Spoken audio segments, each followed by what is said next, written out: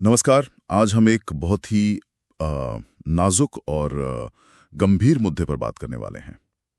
मध्य पूर्व में इजराइल और ईरान के बीच जो सीधा टकराव अब दिख रहा है जी। हमारे पास इस पर एक विश्लेषण है।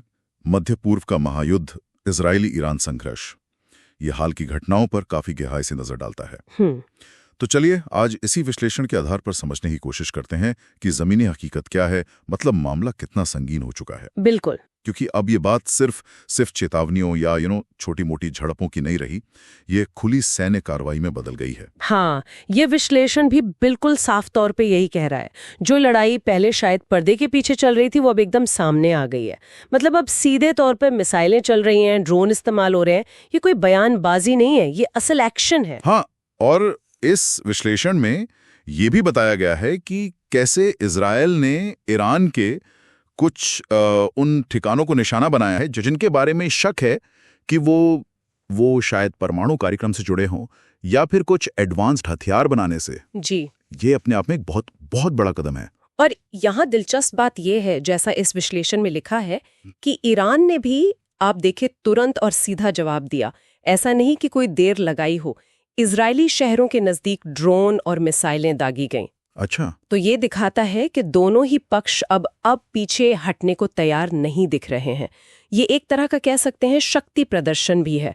और शायद ये विश्लेषण इशारा करता है कि ईरान के परमाणु कार्यक्रम पर दबाव बनाने की भी एक रणनीति हो सकती है। मतलब एक के बाद एक घटना, ये सिलसिला रुक नहीं रहा है। तो क्या ये मान लें कि दोनों तरफ से लगातार हमले हो रहे हैं? जी हाँ, बिल्कुल। और इसका असर, जैसा आपने कहा, जमीन पर साफ महसूस हो रहा है।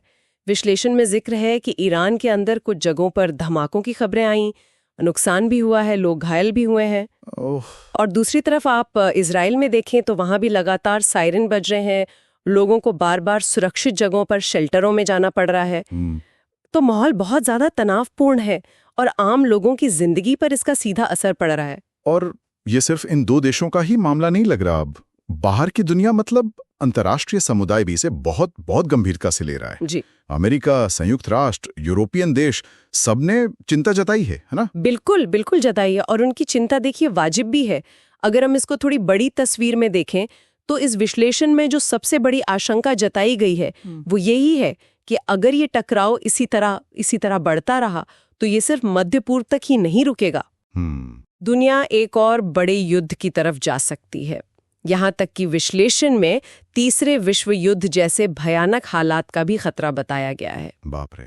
ये दिखाता है कि कैसे एक क्षेत्रीय तनाव इतनी तेजी से एक वैश्विक संकट का रूप ले सकता है। तो क्या हम सच में एक ऐसे मोड़ पर आ गए हैं? यही सबसे बड़ा सवाल है जो इस विश्लेषण से उभर रहा है कि क्या ये तनाव वर्ल्ड वॉर 3 बन सकता है? देखिए, विश्लेषण कोई भविष्यवाणी तो नहीं कर रहा, जाहिर है, लेकिन ये सवाल बहुत ही गंभीरता से उठा रहा है।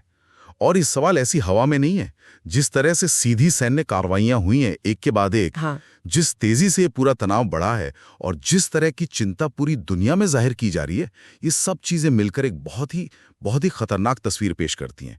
विश्लेषण इसी गंभीर संभावना की ओर इशारा कर रहा है जो इन घटनाओं का क्रम से ही निकलती है। तो अगर हम संक्षेप में कहें तो इस विश्लेषण से हमने ये देखा कि भाई सीधी मिलिट्री एक्शन हो रही है। हाँ, जमीन पर उसका भयानक असर दिख रहा है जी। और पूरी दुनिया इसको लेके बेहद चिंतित है। हाँ, बिल्कुल। इस विश्लेषण का निचोड़ यही है कि जब दो इतनी बड़ी क्षेत्रीय ताकतें इस तरह सीधे तौर पर टकराती हैं तो एक बहुत बड़े विनाशकारी संघर्ष का खतरा पैदा हो जाता है। यह हमें याद दिलाता है कि आज की दुनिया कितनी जुड़ी हुई है।